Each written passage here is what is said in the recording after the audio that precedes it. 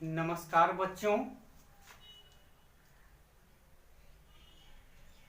मैं मुकेश कुमार प्रभाकर मीना विद्या निकेतन सिकंदरपुर तिल्हाड़ी मनेर पटना में हिंदी शिक्षक के रूप में कार्यरत हूँ। बच्चों, आज मैं कक्षा 7वीं के लिए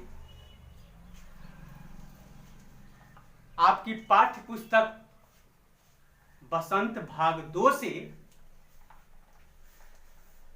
शिवमंगल सिंह सुमन द्वारा रचित कविता जिसका शीर्षक है हम पंछी उन्मुक्त गगन के। क्या कविता का शीर्षक है? हम पंछी उन्मुक्त गगन के। इससे पहले हम लोग कवि के बारे में जानेंगे। कवि का पूरा नाम शिवमंगल सिंह सुमन है। इनका जन्म 5 अगस्त 1915 में हुआ था। इनकी जन्मभूमि उत्तर प्रदेश के उन्नाव जिले में हुआ था। इनकी मृत्यु 27 नवंबर 2002 को हो गई थी। इनका कर्म क्षेत्र था कवि, लेखक और अध्यापक। अब आते हैं इनकी मुख्य रचनाएं। तो सबसे पहले काव्य संग्रह। तो इनकी काव्य संग्रह जो थी, पहला हिल्लोल, हर से ही अल्ल संयुक्त ओकार अल्ल, हिल्लोल, जीवन के गान। तीसरा युग का मूल, और चौथा जो था मिट्टी की बारात। गद्य रचनाएं महादेवी की काव्य साधना पहला था, गीति काव्य दूसरा, और तीसरा जो था उद्यम और विकास। तो ये तो कवि के बारे में आप लोग जाने। अब आते हैं कविता की पंक्ति। इनकी कविता की पंक्ति से हमें क्या ज्ञान होगा, क्या शिक्षा मिलेगी, तो वो हम जानेंगे। तो पहले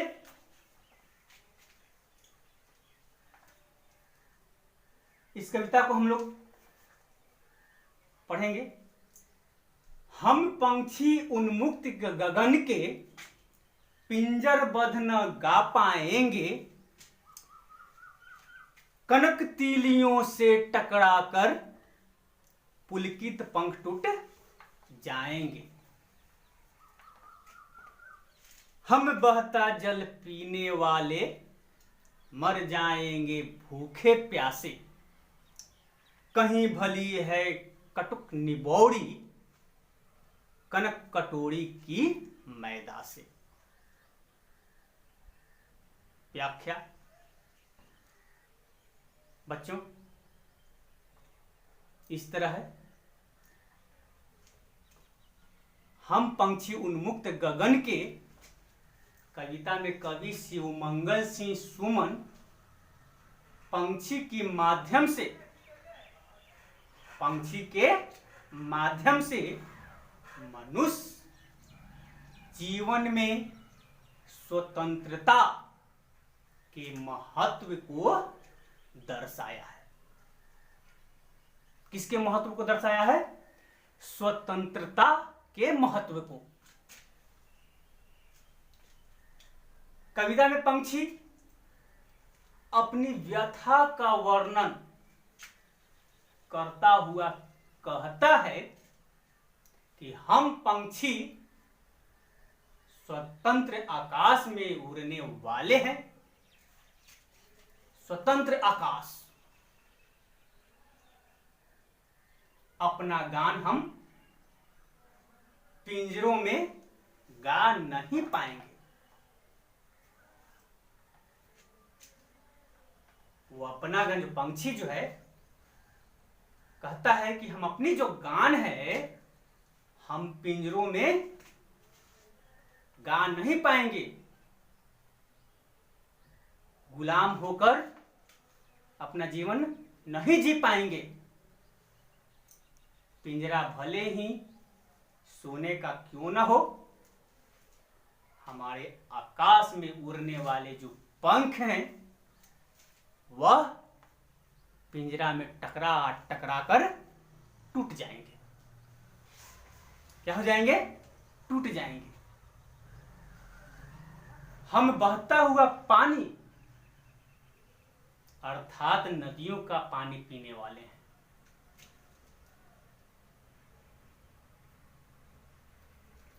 हमारे लिए सोने की कटोरी में रखी हुई मैदा से कहीं भली वो नीम की निबोड़ी, क्या भाई, नीम की निबोड़ी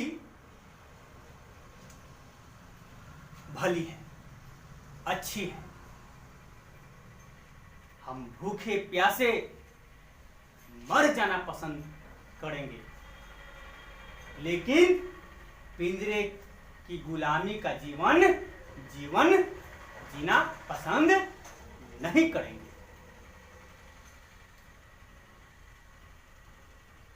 आगे बढ़ते हैं। स्वर्ण श्रृंखला के बंधन में अपनी गति उड़ान सब भूले, बस सपनों में देख रहे हैं तरु की फुनगी पड़ के झूले।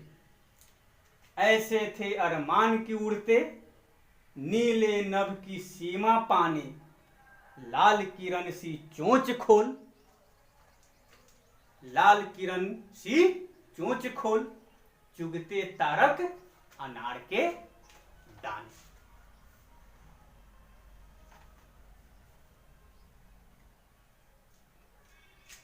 इस पंक्ति में, इस कविता में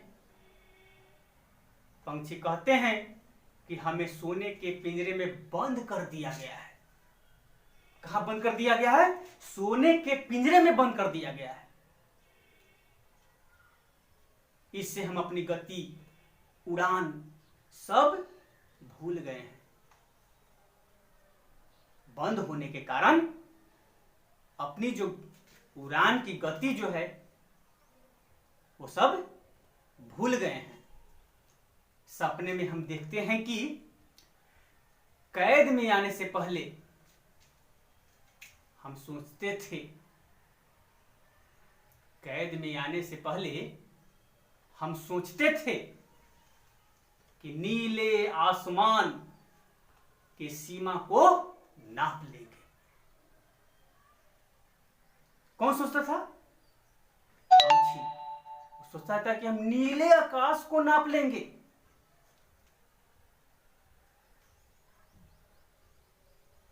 अपनी सूरज की जैसी चोंच, यानी सूरज की जैसी उस लाल चोंच से तारों को जो अनार के दानों के जैसा दिखाई देते हैं, उन्हें अपने चोंच से चुग लेते।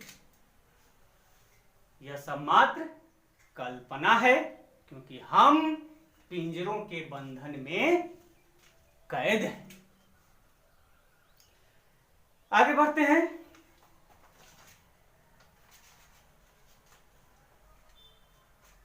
होती है सीमाहीन क्षितिज से इन पंखों की होड़ा होड़ी, या तो क्षितिज मिलन बन जाता या तनती सांसों की डोरी। नीर न दो चाहे टहनी का आश्रय छिन्न भिन्न कर डालो, लेकिन पंख दिए हैं तो आकुल उड़ान में विघ्न न डालो, विघ्न न डालो। तो इस कविता के पंक्ति के माध्यम से पंछी कहते हैं कि यदि हम आज होते तो सीमाहीन आकाश को, सीमाहीन आकाश को क्या कर लेते, सीमा को पार कर लेते। हमारे पंखों की उड़ान से आकाश की क्षितिज की प्रतिस्पर्धा होती। इस प्रतिस्पर्धा में हम आकाश की ऊंचाइयों को माप पाते या हमारे प्राण पखेरु उड़ जाते। क्या हो जाते, उड़ जाते। पंछी कहते हैं कि हमें भले ही रहने का स्थान न दो, हमें भले रहने का स्थान न दो, हमारे घोंसले को भी तोड़ डालो, हमारे घोंसलों को भी तोड़ डालो, नष्ट कर डालो, किंतु हम पंछी हैं, उड़ना ही हमारा काम है, उड़ना ही हमारा कार्य है। अतः हमारे नैसर्गिक अधिकार अर्थात उड़ने में बंधन मत बांधो। तो इसका व्याख्या इस तरह था बच्चों। आगे अपने पाठ्य पुस्तक देखना, उसमें प्रश्न अभ्यास होगा। उस प्रश्न अभ्यास को अपने कॉपी में पूरा करेंगे और ग्रुप बना हुआ है उसमें आप शेयर कर देंगे ताकि मैं आपके प्रश्न का उत्तर जांच कर सकूं। धन्यवाद। May God bless you and help you in your future.